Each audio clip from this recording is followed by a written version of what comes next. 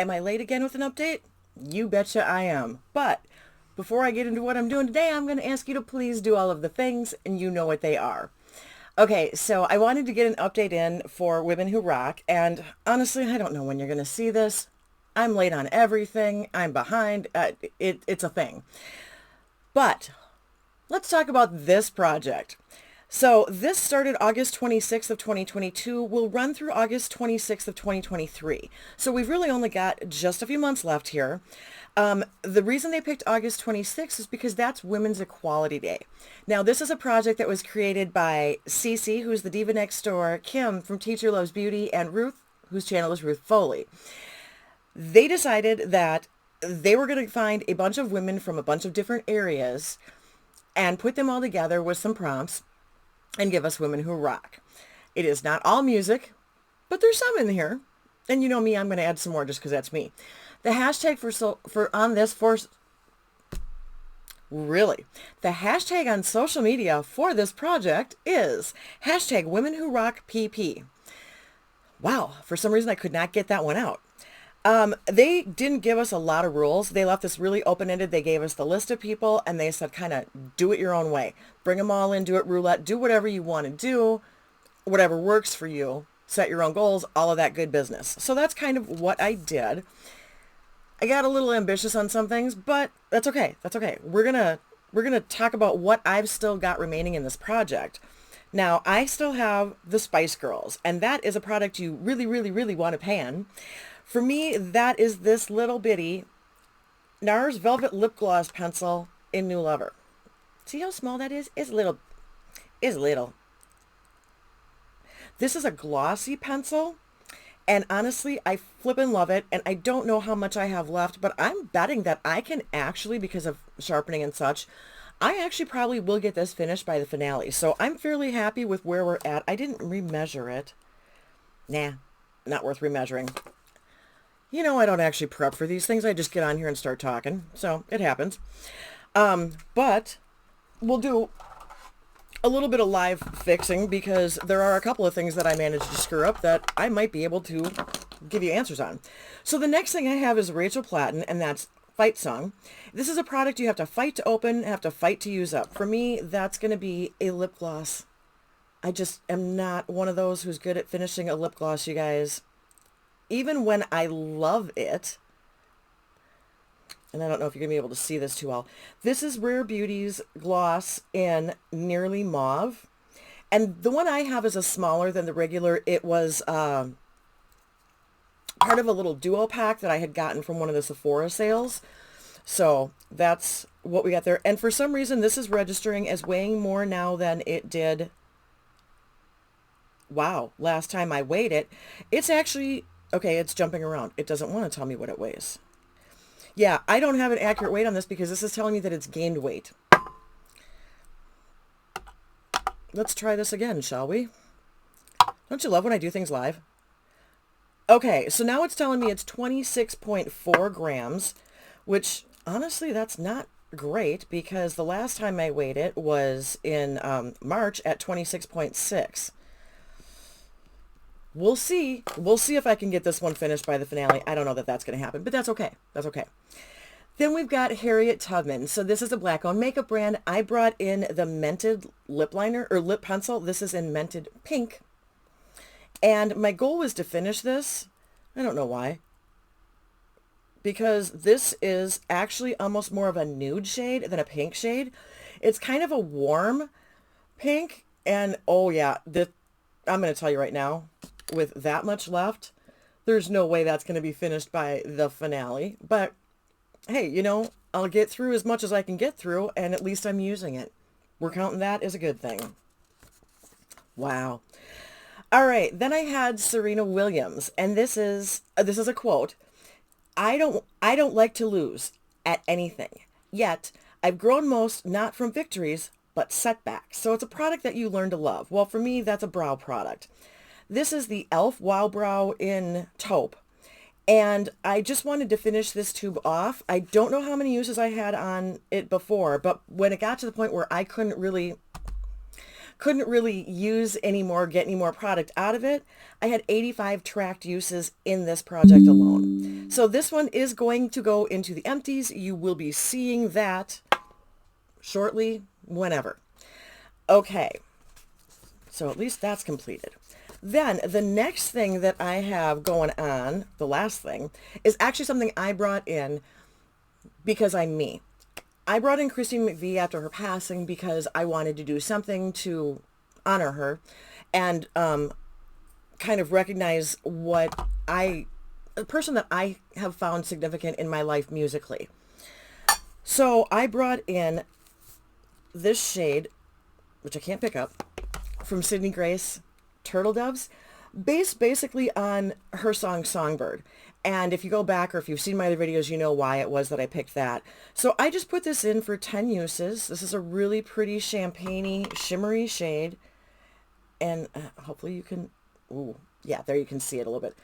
I love the shade. It's absolutely stunningly gorgeous. And I just thought it was that delicate beautiful, which also was kind of how I thought of Christine McVie's voice and her role in the band. She was never Stevie Nicks. She was never going to be. She was in the band before Stevie Nicks, but she was kind of that quiet, a little bit more background presence, but very solid. And just, I thought her voice was beautiful and light and airy. And so anyway, I put this in for 10 uses. I hit my 10 uses. So this is a rollout.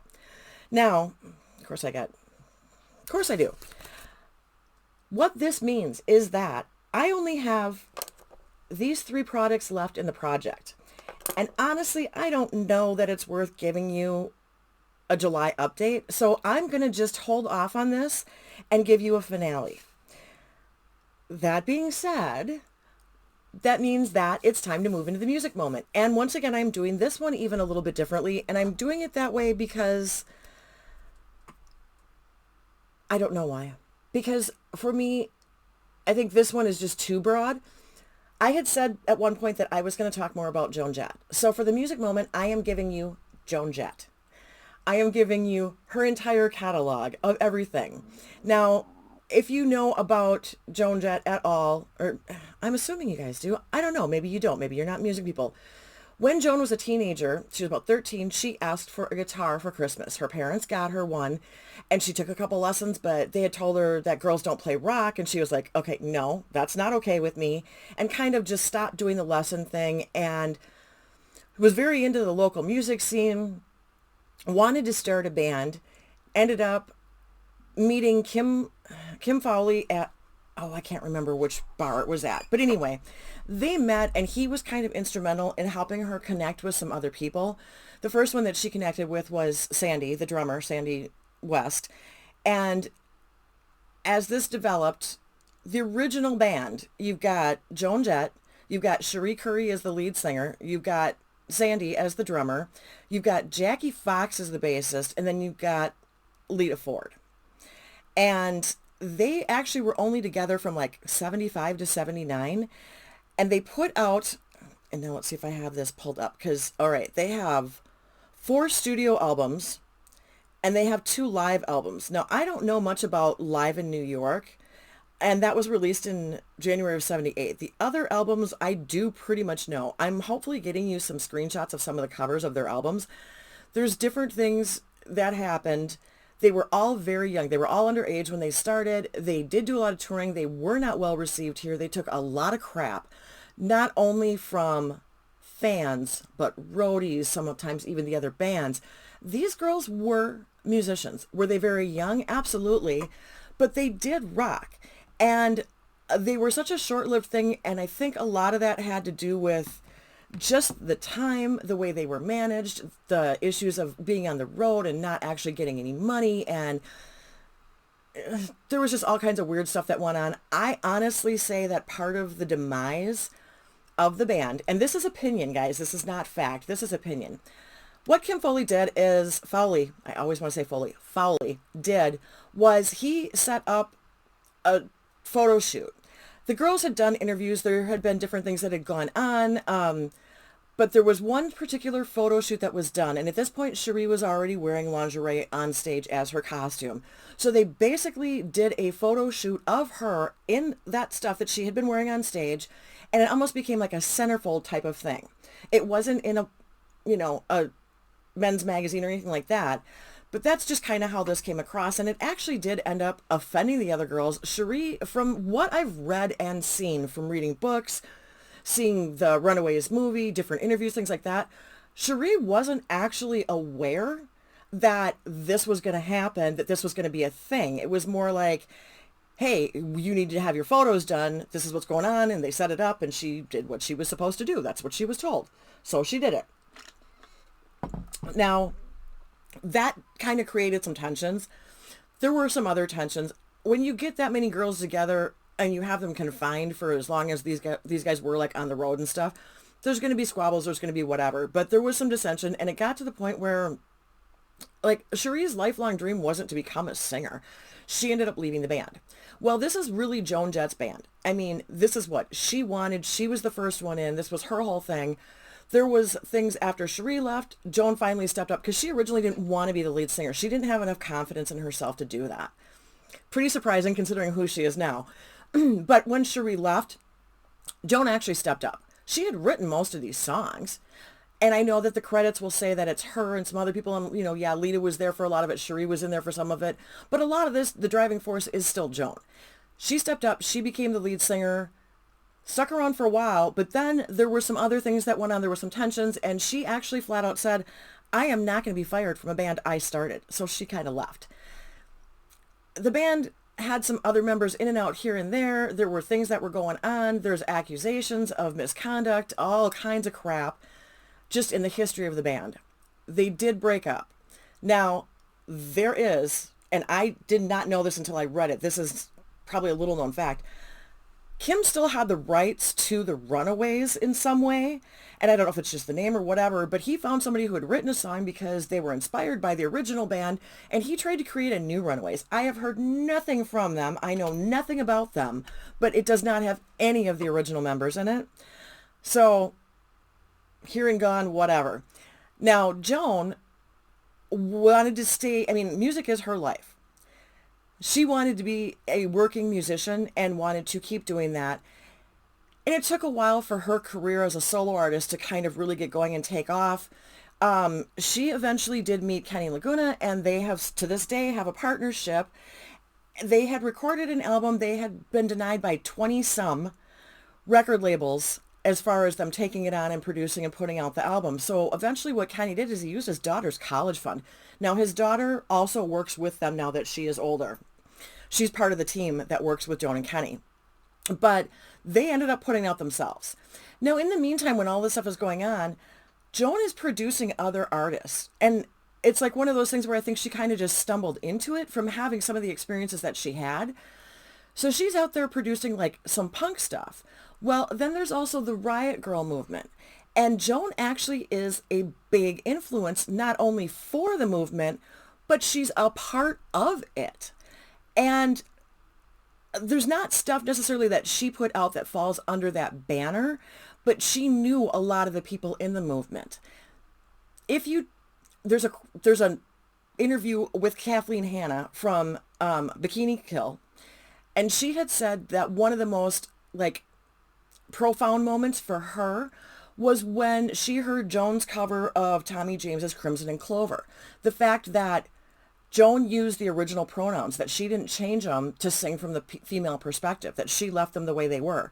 Now, honestly, I remember this, and I am oblivious. You guys, I'm just going to tell you flat out right now, I am oblivious. I thought nothing of it, because that was the way the song was written. I knew the original song. I knew what the words were the whole time. I loved Joan's cover of it, and I thought nothing of the fact that she didn't change those pronouns.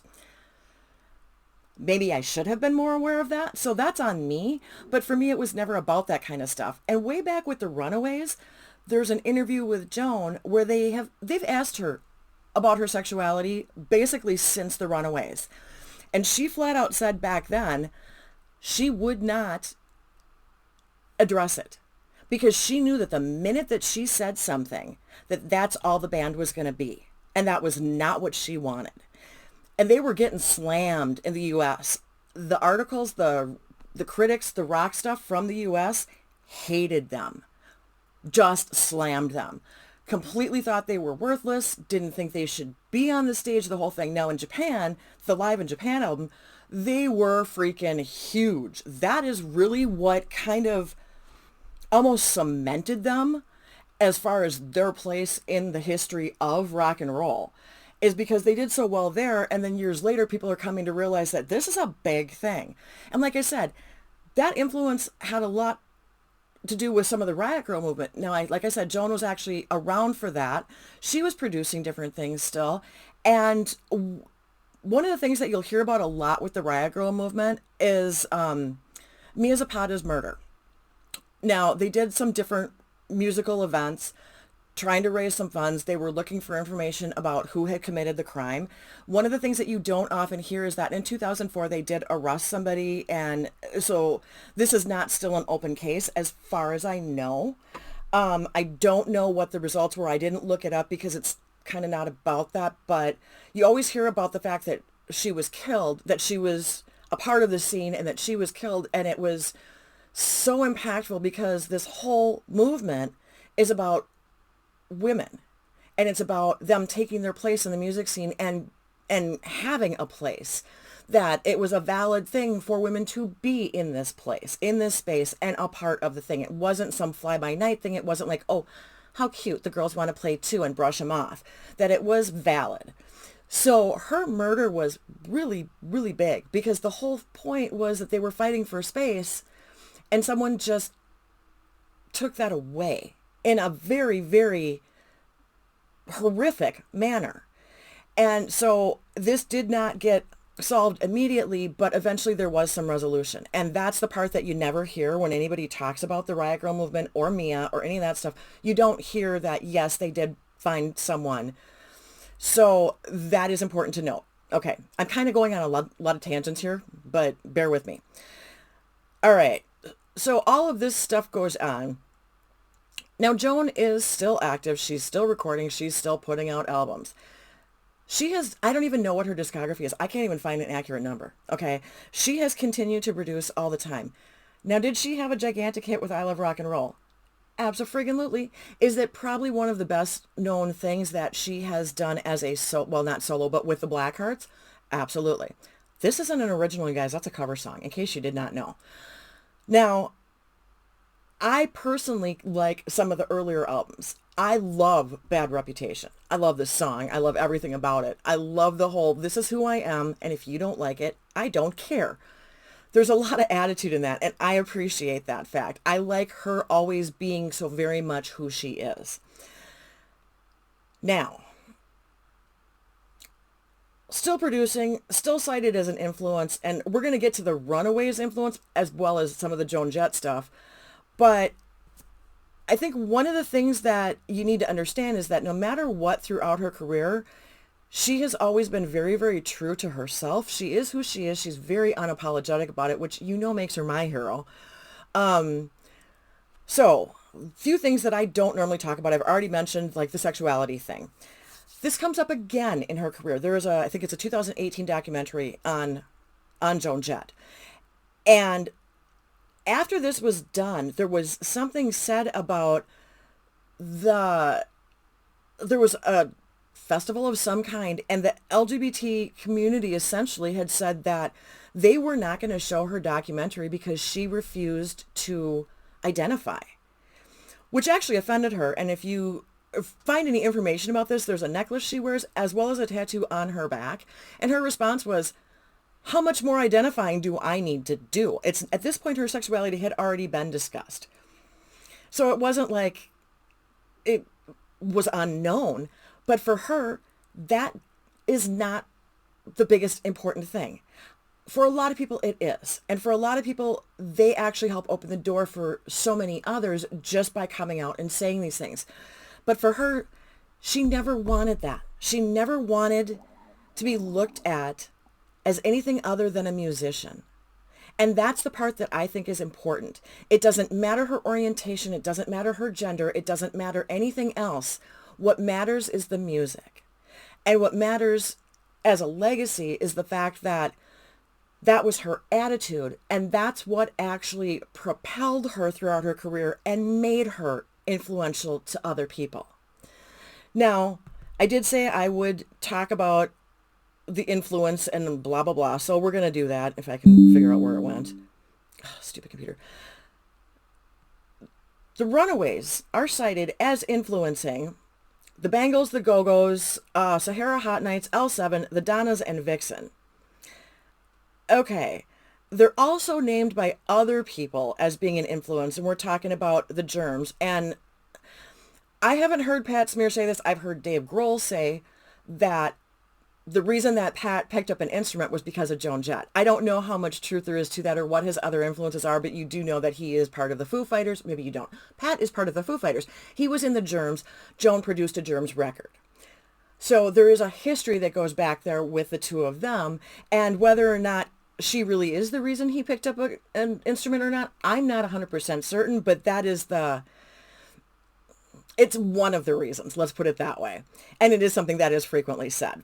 Now, Courtney Love also cites her as an influence. The Adolescents, Taylor Momsen of The Pretty Reckless. Now, that one's kind of important because of Taylor's career. And at some point, I'll probably talk about her too. But for someone who has been into music her pretty much whole life and took up acting as just a side gig, that's kind of a big deal. And then we also have White Flag and Rhino Bucket, who acknowledge the Runaways as being an influence. Obviously, the Riot Girl movement was influenced by Joan, by the Runaways, etc. If you look at the people that I've talked about, now, I don't know if I'm going to say that the Runaways or Joan was a huge influence on, like, some of the 80s-ish girl bands, Bananarama, that kind of thing. Now, the Go-Go's and the Bangles are both cited. I don't see it so much in the Bangles. I do see it in the Go-Go's. If you go back and listen to some of their interviews or read some of the articles, whatever, one of the things that was not talked about at the time, because they were marketed as basically a girl version of the Beach Boys in the 80s. I know that's a little confusing, but they were the California Surfer Girls, and they were all about the light, fun, poppy, good time. Now, what the girls actually say when they talk about the reason that they were a band is it was definitely about sex, drugs, and rock and roll. A little bit different than the way they were portrayed, and they also knew that they had to maintain that image simply because otherwise they couldn't have the lifestyle that they wanted to have, whatever. So, I am rambling incessantly, and I'm trying to think if there's anything else that I wanted to specifically say. Okay, in conclusion, I think I've gotten you most of everything that I really wanted to talk about. I want you to, in the comment section, tell me your favorite Runaways song, Joan Jett song, band that she's influenced, anything about Joan, throw it in the comment section for me. Because, like I said, there is so much of a history here that I couldn't actually cover it all. And I'm already rambling and this has been going on forever. So that's what I need you to do for me is throw something in the comments. Tell me your favorite Joan Jett, whatever. Whichever it might be, a song, anecdote, anything. And I am not going to be linking any videos for you. I'm going to let you go out and find your own stuff and tell me what you like best. So thank you for giving me your time. Thank you for sticking with me through this project. I really hope that a lot of you give me some feedback on Joan, because I know there's stuff out there that I don't know. And like I said, I didn't want to do a 2-hour biography. I'm already rambling enough. And so that is going to conclude for me. I'm going to shut up and let you guys all have at it. Thank you very much for your time. I appreciate it. Until next time, everybody. See ya. Bye.